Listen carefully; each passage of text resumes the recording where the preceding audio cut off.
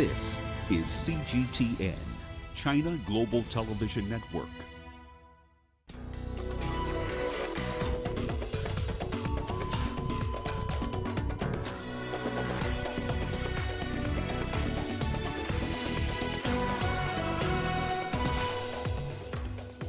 Death toll in South Africa riots rises to 117 as relative calm returns to some regions.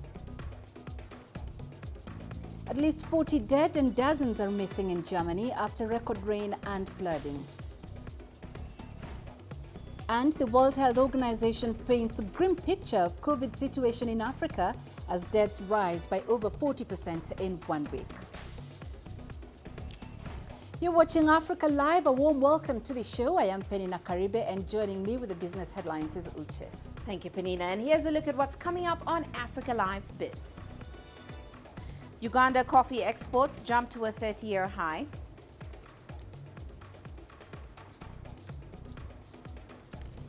And RwandAir aims to double its fleet in the next 5 years. Of course, all that coming up within the program. For now, back to you, Peninah. Thank you, Uche. After days of violent riots and looting in South Africa, the death toll has risen to 117, according to a government minister. Volunteers have begun cleaning initiatives in some of the worst affected areas of Johannesburg and Durban. Several neighborhoods remained quiet on Thursday as people dotted the streets to clear up rubbish. This comes after South Africa's defense minister announced the deployment of 25,000 soldiers in KwaZulu-Natal and Gauteng provinces. The initial riots were sparked by the jailing of ex-president Jacob Zuma last week. Angelo Kupla joins us live now from Johannesburg for more on this. Angelo, the death toll has now risen to 117 and we know more soldiers have been deployed. What other updates do you have for us? Well, the looting has almost come to a complete standstill in Gauteng with just 6 incidents reported overnight. In KwaZulu-Natal last night we saw some 39 incidents, so it's calming down significantly. But the country is now starting to count the costs of the damage to property, infrastructure and malls. And in KwaZulu-Natal alone, the damage is estimated at around $1.5 billion and climbing. Damages and losses to malls and warehouses in the Pietermaritzburg area alone are already sitting at around $210 million. And then SASRIA, the South African Special Risks Insurance Association, which is the government-run insurer of last resort for claims against civil unrest like we're seeing now, initially said that they could meet those claims. They aren't that optimistic at the moment. The range of claims could be anything between $700 million and $3.5 billion. If claims go above $2 billion, the insurer's CEO says it'll have a problem. And they have a strong balance sheet, but it's not that strong. And finally, government says that they have identified what they refer to as the 12 instigators of the arson and looting spree that's happened over the last week. Some refer to the group as the Dirty Dozen. We know that 1 person is in custody and the 11 remaining are being tracked by the South African Police Services. They're investigating, and it's an ongoing investigation, and authorities don't want to name the person arrested or whether that person has actually been charged. Meanwhile, the main highway between Cape Town, or should I say KwaZulu-Natal and Gauteng, remains closed, and that raises the risks of shortages to food, fuel, and other basic foodstuffs in both provinces. Peninah? Angelo Kupla in Johannesburg, thank you. More than 40 people have died and dozens more are missing after record rainfall and flooding in Germany. Homes have been swept away as swollen rivers burst their banks in what have been described as catastrophic conditions. Hundreds of soldiers have been deployed to help the rescue effort. We spoke to our correspondent Trent Murray on the situation. Well, a major search and rescue operation remains underway here in northwest Germany. With these devastating floods hitting the region overnight, there are concerns that dozens more people are still missing. Because of that, we have seen helicopters flying overhead all throughout the day here. Police wanting desperately to check the rooftops of buildings here to see whether there might be families stuck on there. We know a number of homes have been washed away in these floods, and a major operation is now underway, not just to try and rescue people that may be stuck, but also to try and find them temporary accommodation.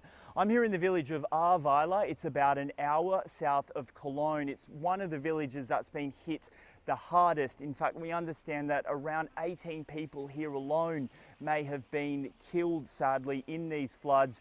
Locals here I speak to all tell me the same message, which is the water just rose so rapidly that it left them very little time to escape. Many going upstairs where they could to try and get to higher floors. Some even, as I say, climbing onto the roofs to escape not just this flood water, but the surging torrents which came with it. You might be able to see just behind me here inside the old market town, it's been left completely devastated. Shops have been destroyed, furniture is strewn out across the streets as well as other debris. Cars have been left upturned and there is a terrible stench of diesel and petrol in the air from those cars which have seen their tanks leak into the sitting flood water. Where to from here? Well, the rescue operation will continue. The German Weather Service is predicting more rain on the way, though they say it hopefully will not be as strong as we saw earlier. We know as well that German Chancellor Angela Merkel is currently in the United States visiting President Joe Biden, but we do know she is being kept update on the situation. She has sent her regards, and we know several of her ministers will be visiting the region as well. Questions, though, remain about just how this event could have occurred in terms of warnings. Many people here saying they had been warned that there was heavy rain on the way, but they don't feel like they were necessarily prepared for it to be this heavy and this devastating in terms of floods. Trent Murray, CGTN, North Rhine-Westphalia, Germany. Africa has recorded a 43% rise in COVID-19 deaths as hospital admissions increase across the continent. According to the World Health Organization, the death toll increased to over 6,200 last week compared to less than 4,400 the previous week. Daniel Arap Moy brings us this report. From Dr. Tedros, the World Health Organization says COVID-19 cases have continued to rise, with Africa hitting the 6 million mark. In the month of June alone, Africa is reported to have recorded an additional 1 million cases. According to the WHO, the surge is as a result of public fatigue and the fast-spreading variants. As this surge sweeps across Africa, we're witnessing the brutal cost in lives lost. Deaths have climbed steeply for the past 5 weeks, jumping 40% in the past week. This is a clear warning. Our hospitals are at a breaking point. In all, 153,000 people have sadly died.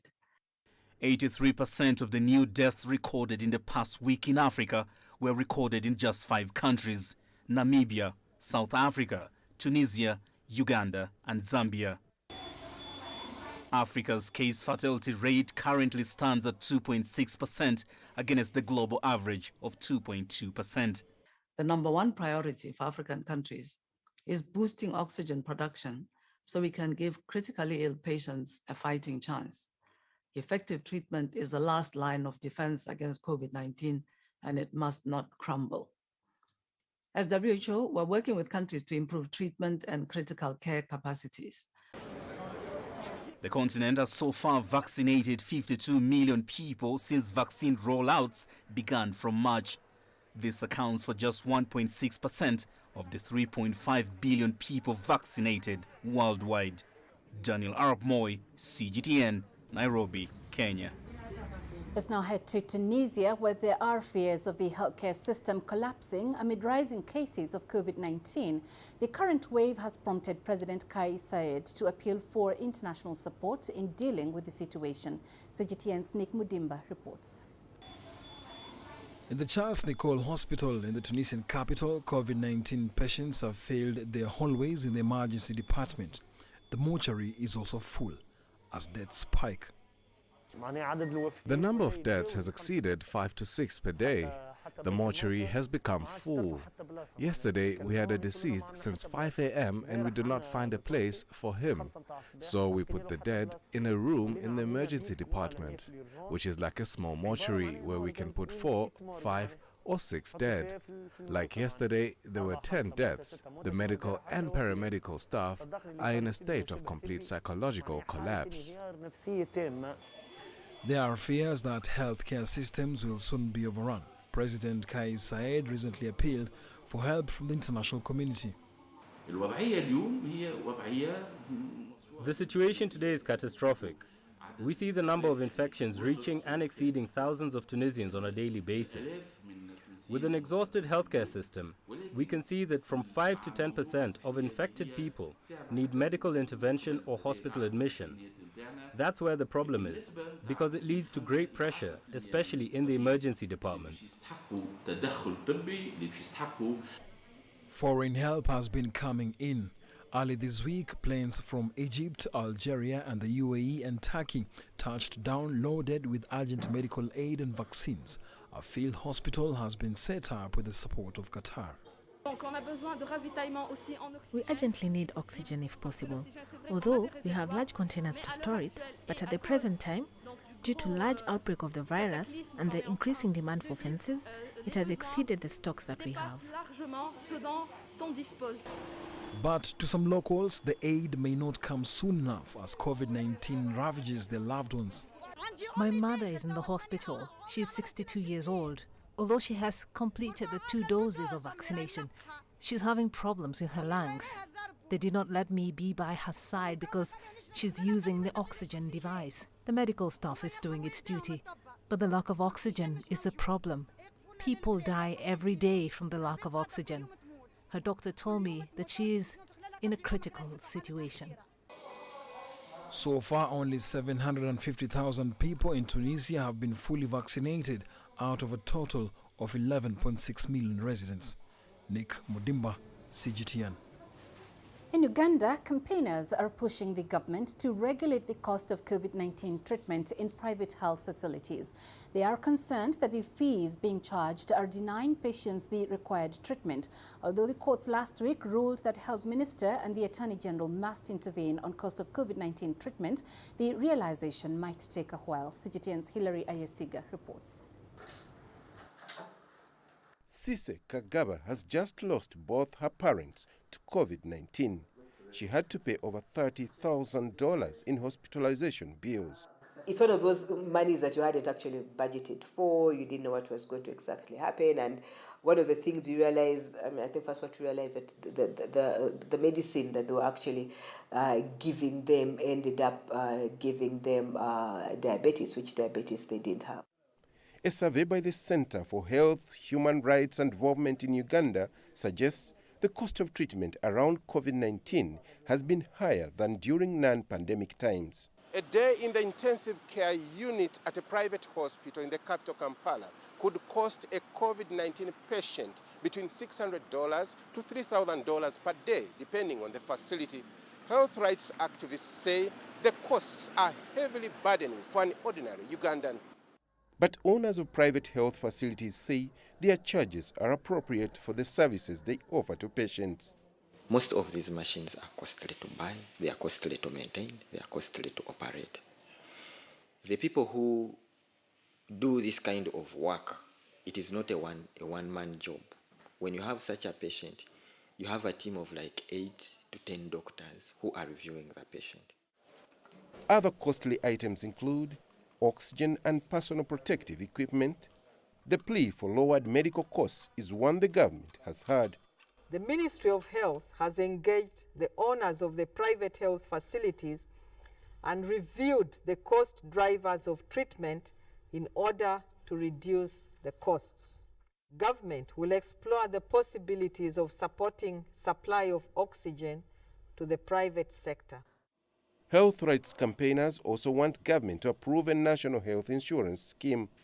They believe this could help lower the cost of treatment of patients in Uganda.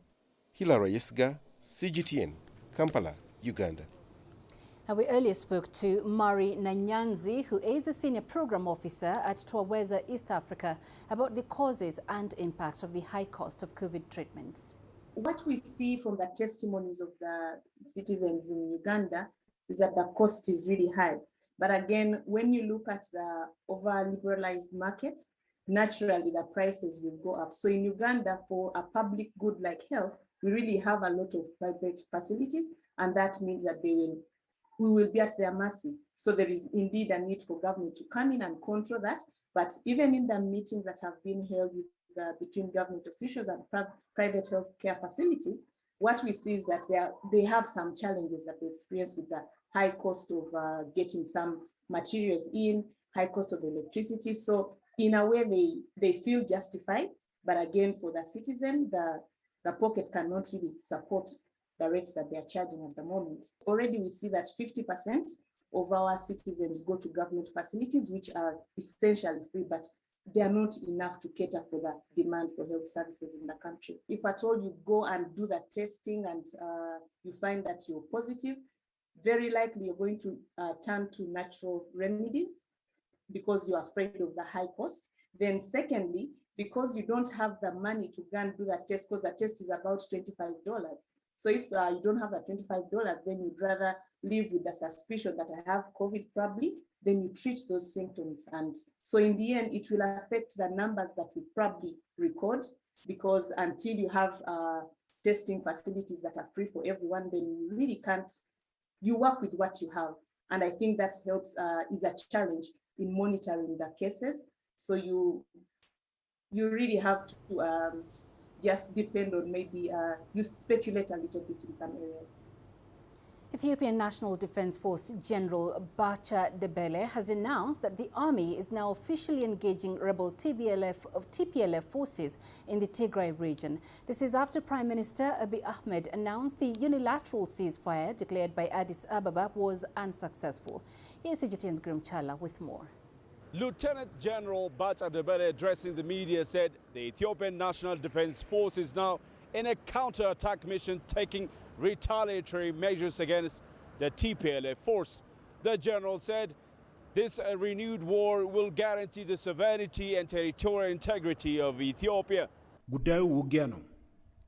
This is war, and this war is about sustaining Ethiopia as a sovereign state.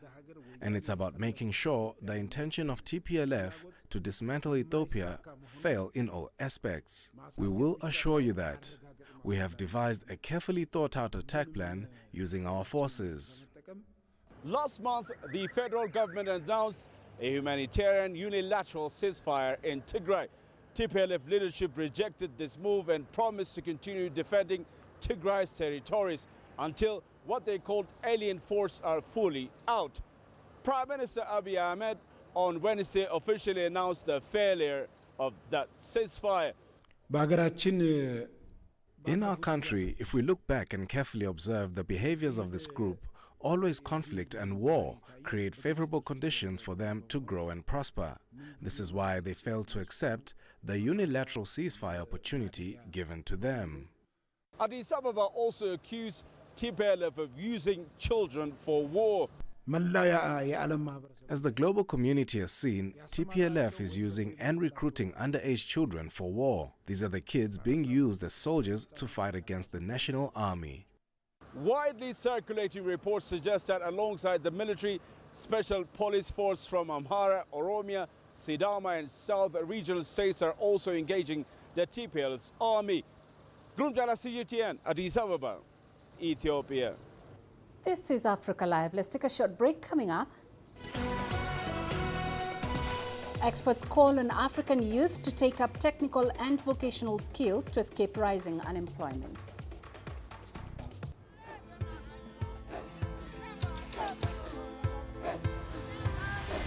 Africa is a continent of diversity, with varied climates and enchanting geography, and a people so distinct, but with a shared enduring spirit.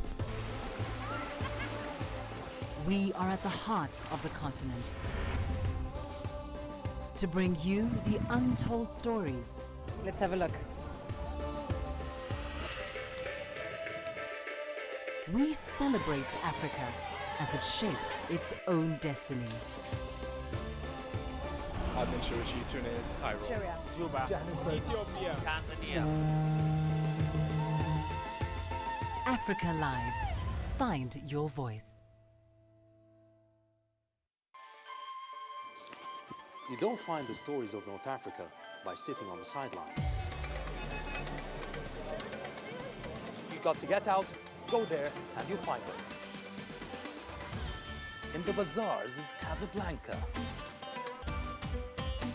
among the crowds in Cairo, who come to visit Cairo, the ancient capital of Egypt.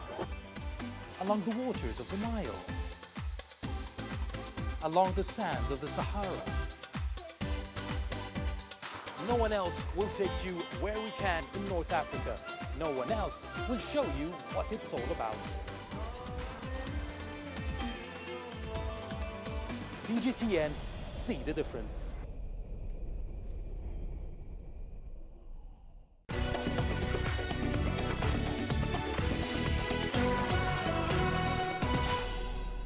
Doctors at public hospitals in the Democratic Republic of Congo have gone on strike in an attempt to secure better pay and working conditions. The action comes amid a new surge in coronavirus cases, which have spread to all provinces around the country. CGTN's Chris Chamringa has more from Kinshasa. As coronavirus bears down on the Democratic Republic of Congo yet again, another health crisis is unfolding. More than 11,000 Congolese doctors have gone on strike to push for better salaries and working conditions from the government. That has left many patients at the Kinshasa General Hospital unsure if they'll get the treatment they need. I have heart disease. I've been sitting here since I arrived this morning. We met a doctor who told us they are on strike. I'm just resting here. I really don't know what to do. Currently, doctors working in public facilities earn about $450 a month. But those on strike want their salaries increased to $2,500 a month. Le problème de fond, c'est que le gouvernement. The main problem is that our government doesn't really care about the lives of doctors. In 2016, our former president, Joseph Kabila, signed a decree providing for an increase in the salaries of doctors. But unfortunately, it hasn't been implemented. Du 11 octobre 2006. The strike has come amid a third wave of COVID-19 infections across the country. This hospital is the largest in the DRC. The doctors here have decided to only treat patients in critical condition. Many other patients have been turned away as the doctors' protest continues. Union representatives have started discussions with the government in an attempt to resolve the dispute. Doctors across the country are in support of this strike that began on Monday. We notified the government about our intention to strike 10 days before we did, but they waited until the last day to start holding talks with us. We've decided to lay down our tools as negotiations go on. The government has so far held 2 meetings with the doctors, but they have failed to reach an agreement.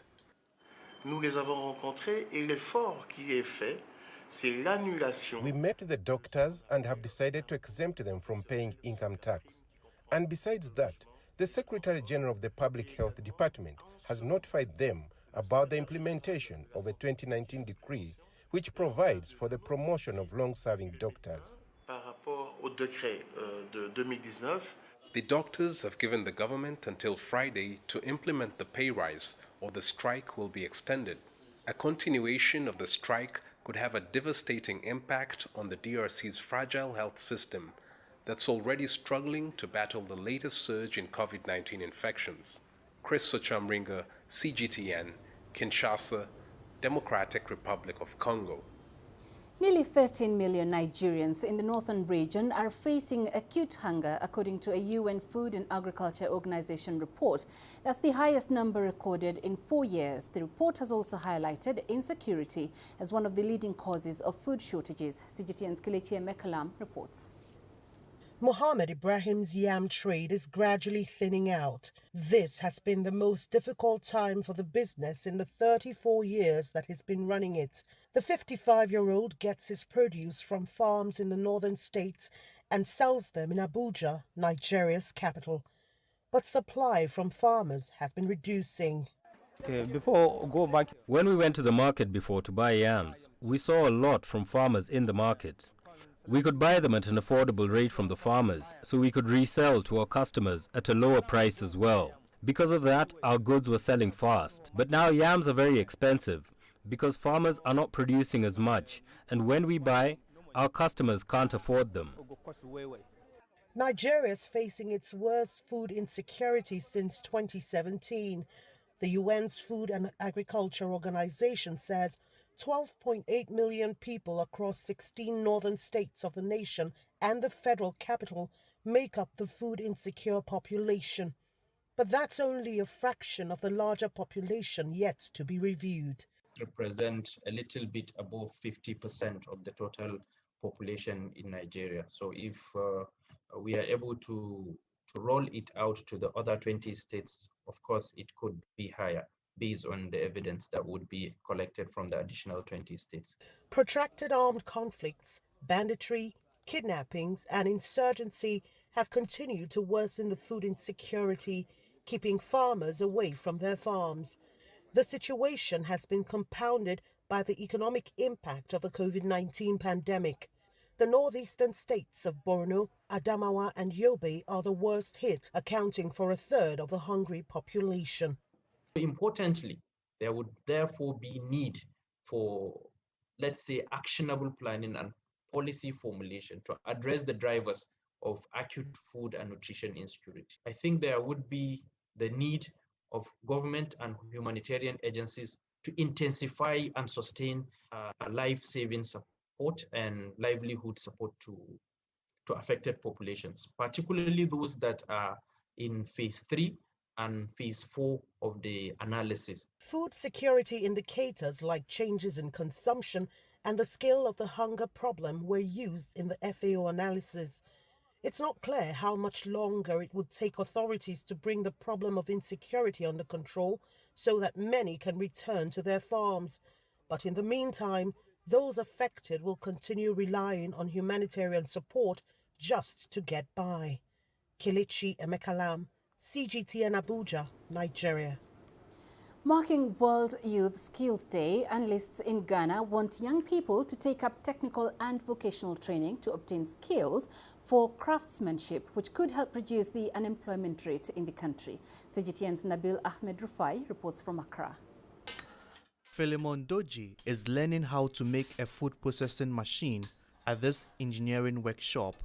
He relocated from his village in the Volta region in eastern Ghana to acquire skills in this trade in Accra. My chances of getting employed were limited after I completed high school, so I realized I needed some vocational skills to get a job. Like Doji, many of the young people here dropped out of school at an early age due to poverty. They say the work they do here is their only way to earn a living. The ability to cut metals into pieces and later join them are key skills needed during the manufacturing process. It may seem easy, but it requires a lot of technique. It takes 4 years for Christopher Dono to train people on how to manufacture machines and other equipment. If I see these young guys going up and down without doing nothing, it pay me. So I decided, I called their parents, if you have a child, we want to learn, bring it to me. Analysts say technical and vocational skills development can help reduce unemployment among young people, but there is a need to make it attractive. If we focus a lot of attention on technical vocational education, the skill set we'll have in this country, and in Africa for that matter, will be great enough to be able to reduce unemployment. The government says it wants to bridge the gap in skills development in the country. We have developed a very comprehensive industry-responsive skill-based activity and the soft skill-based activities that we will be doing to mop up these people in the system. And then once they do that, the good news is that we are prepared to set them up. And the only precondition is that you must be prepared to be set up in areas where you can affect a lot more young people so that we achieve that multiplier effect. Still, analysts want the government to create incentives for young people engaged in skills development. In the meantime, Philemon Doji wants to learn more about this craftsmanship as he sharpens his skills with hopes of setting up his own business one day.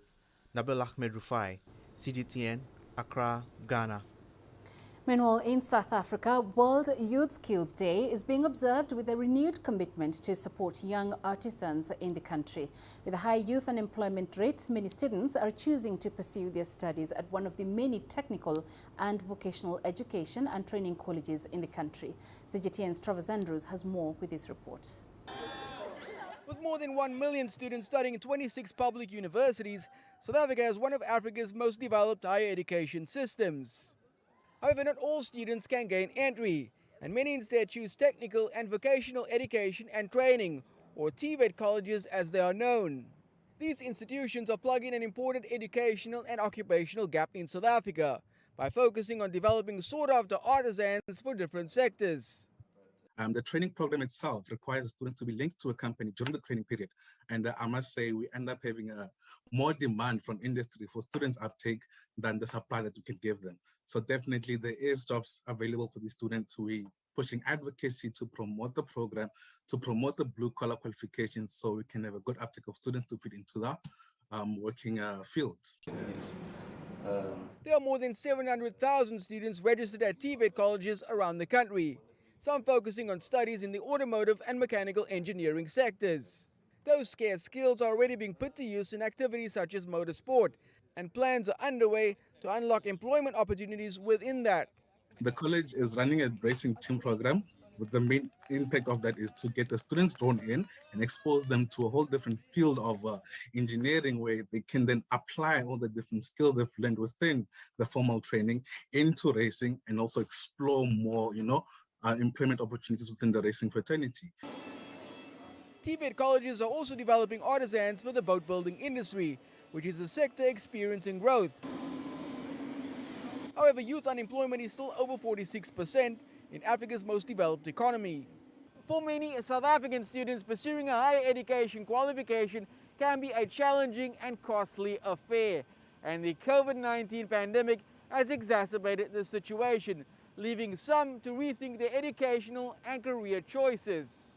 Jobs are going to be pretty hard to find, in general, because you can't really you can't pin it down on how easy it's going to be. But after maybe college, it's going to be pretty hard. There's a lot of practicals that we are missing because of COVID, and COVID is messed it up because we don't actually take part in activities which involves business. So yes, that affected us a lot actually in what we're going to do and future-wise, and we can't interact with people because of business. For now, though, the Department of Higher Education and Training is continuing to promote its Decade of the Artisan program so that more youth can develop scarce skills that will be needed for the jobs of tomorrow. Andrews, CGTN, Cape Town. You're watching Africa Live. Uche now joins us with the day's business news. Thank you, Peninah. And coming up on Africa Live Biz. Uganda coffee exports jump to a 30-year high.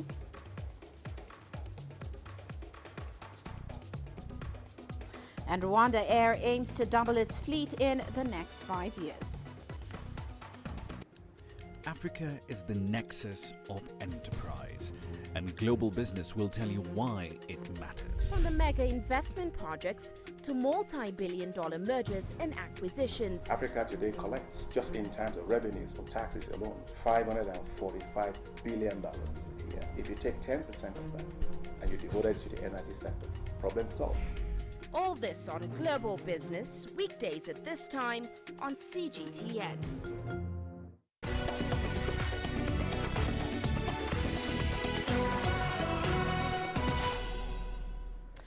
Well, let's start off in Uganda. The country's coffee exports for 2020 and 2021 financial year have hit a 30-year record high. The Ugandan Coffee Development Authority says the country exported more than 600,000 bags worth about $59 million US. Now, in June, that happened in June, and that marks an increase of 47% in quantity and value from a year ago. In the year ending June, Uganda exported more than 6 million kilogram bags worth $559 million, and that's up from 5.1 million kilogram bags valued at $496 million the previous year. The high yields are attributed to the government's intensive coffee growing campaign that started in 2014, and that's following the distribution of 302 million coffee seedlings to farmers countrywide. And elsewhere, RwandAir is planning to double its fleet size by 2026. That's despite the challenges it has faced in the past 18 months due to the COVID-19 pandemic. Now, RwandAir's present fleet is a mixed bag consisting of 11 aircraft across 4 families. The flag carrier has 2 A330s, A200 and A300, 5 737 NGs, 2 CRJs and a couple of Dash 8s. Now, while RwandAir has restarted the majority of its African routes, other markets remain challenging for it to serve. Europe, with its ever-changing restrictions and difficult to navigate requirements, has not been an easy region. Nevertheless, the CEO remains committed to Europe as a strong market for the carrier in the future. Now, business owners in South Africa are counting their losses following the violence and looting that continues to engulf parts of the nation. One such businessman is OK Uchendu. Back in 2019, he lost 53 cars in Johannesburg's xenophobic attacks. Never did he think his second-hand car dealership of 11 years will be burnt again. Here's CGTN's Joy Kiruki with a story. Nigerian car dealer OK Uchendu is counting his losses. News that his store was engulfed in flames, too much to bear. I feel like committing suicide because my livelihood has been taken away from me in my eyes. I was sitting crying, helpless, because I can't do anything. You find that the property is on flame. Like, if you look around you the way I said, there's an Evoque worth 220,000 for a client. It's gone. There's a Discovery. There's a Range Rover. There's a Golf 7. The catalyst behind protests in South Africa was the recent arrest of former President Jacob Zuma. Like many small, medium-sized and micro-enterprise businesses that have been destroyed in the unrest, Uchendu's dealership is not insured. Now the month is coming to my hand. I still need to pay my rent. I got 3 kids I need to take care of. How will I take care of my kids? Uchendu also needs to pay his 16 employees who risk joining the ballooning unemployment numbers. A survey done by the Small Business Institute in 2020 revealed that as many as 55,000 SMMEs may not survive the pandemic. The unrest in South Africa is expected to make the numbers rise. The one way that summarizes the impact is catastrophic, because even before the pandemic started and the current mayhem started, SMEs were already undergoing some deep, long-standing conditions. The South African Property Owners Association said on Wednesday that over 200 malls have been looted or destroyed, and over 600 stores burned or damaged so far. Joy Kiruki Juma, CGTN. And adding to Zimbabwe now, the country continues to see a drop in annual inflation as projections by authorities that it will end the year in double-digit territory become more achievable. Now, annual inflation in June was 106.6%, down from 161.9% in May. Well, CGTN's Farai Mwakutuya has more details on that from Harare. Inflation's consecutive march downwards has been attributed to monetary authorities maintaining a tight leash on money supply growth. The central bank recently lowered its reserve money growth target from 22.5% to 20%. At a time where we expected monetary expansion from grain purchase, tobacco purchase, and even mineral, especially gold purchase, the Reserve Bank has done remarkably well. And going into the next quarter and going forward, we expect the monetary expansion to be held well within the target of 20%. So, and this is why even inflation is expected to go down to 25% by year end. However, consumer action groups say the touted gains are theoretical. We are not seeing that when we are walking into supermarkets, when we are buying. So we need a sustained decrease of the rate of inflation so that it translates into the realities of the consumers walking into a supermarket. And to that extent, it is of no value. It is only something that exists in the books, but that is not yet into the supermarket. Despite that, Zimbabwe's government continues to celebrate progress achieved due to bold reforms that have led to a fiscal surplus and stabilization of the Zimbabwe dollar's exchange rate, which should give greater buying power to workers who had previously bemoaned the erosion of their wages. Authorities have committed to inject more money onto a weekly foreign currency auction, which is credited with stabilizing the economy. They've also recently fined 27 firms that are accused of undermining the system, all as part of measures to maintain the auction's integrity. Farai Mwakutuya, CGTN, Harare, Zimbabwe. And moving on now, private car sales in Egypt have recorded a growth of 61% in the first 5 months of this year. Now, according to the Automotive Market Information Council, a total of 81,900 units were sold between January and May this year, and that's compared to 50,900 units sold during the same period in 2020. From Cairo, CGTN's Yasser Hakim reports on the outlook for the sector. Egypt has reported a steady recovery for its auto industry as car sales rebound after the COVID-induced slump in 2020. The Central Bank of Egypt has helped boost sales by allowing banks to facilitate loans for car buyers. Zero tariffs have been applied on imported European Union cars as well, pulling their prices down and increasing demand.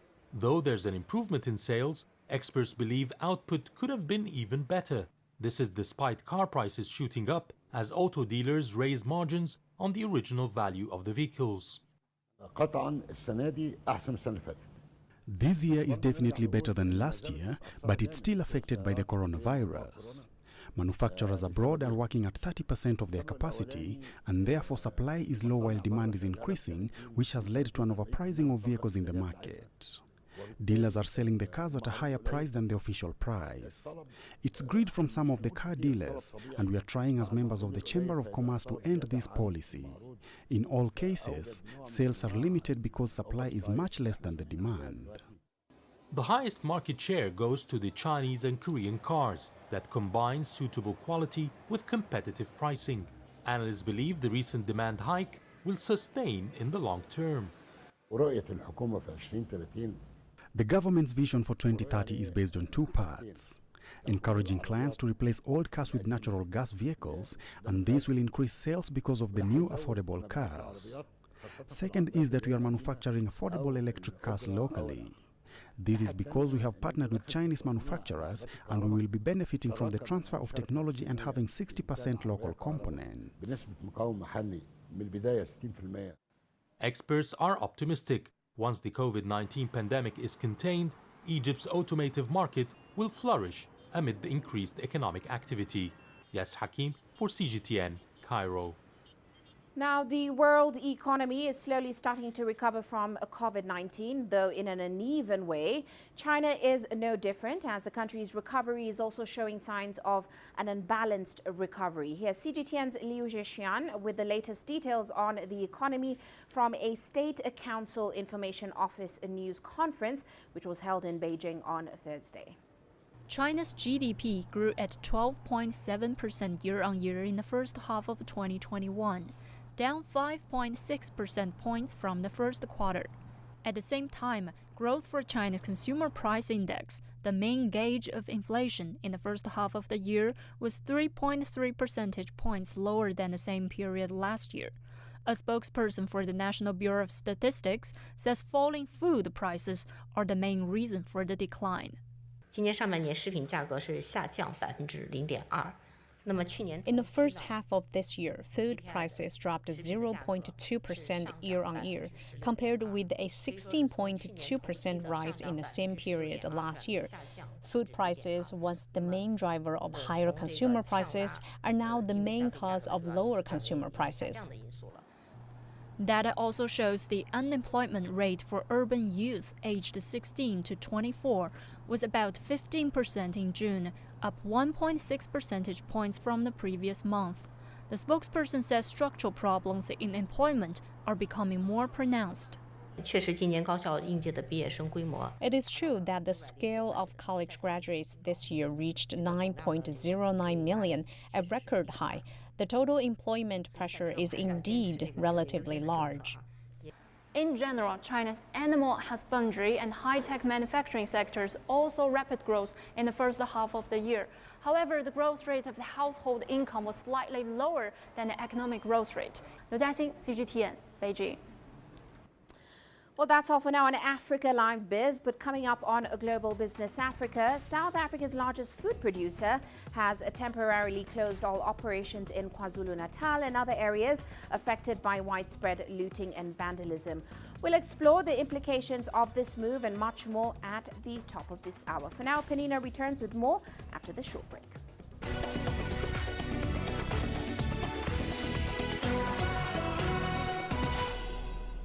Welcome back to Africa Live. Now, Somalia's former Deputy Prime Minister, Fawzia Yusuf Haji Aden, has decided to join a male-dominated race for president that is scheduled to take place on October 10th. She announced her candidacy on Tuesday. She's also the chairman of one of the 15 registered political parties in the country. After rising to be Somalia's first female Deputy Prime Minister, Fawzia Yusuf Haji Aden is now focusing her eyes on the highest office in her land. I've decided to run in this Somali presidential election that is scheduled to happen in 2021. Aden hails from the self-declared independent state of Somaliland. Although she has been in politics since 2012, opinion on her quest is still divided. I believe it is a positive step. We have been trying men for so long and they have not been safe for this country. It is time we give women the opportunity to lead the nation. Somalia is largely conservative and patriarchal. For Aden, her dream to be the country's first female president is also a determination to break the glass ceiling. I've been waiting for men for so long to sort out the problems of Somalia, but till today we see there are no solutions. So I've decided to stand for president, and I have no doubt I will do a much better job than men. Somalia long struggled with an Al-Shabaab insurgency and food shortages. Security and winning the war against corruption are some of the agendas that form the basis of her manifesto. Somali voters go to the polls on October 10th to elect national, regional and local leaders. Joy Kiruki Juma, CGTN. Coming up in sports.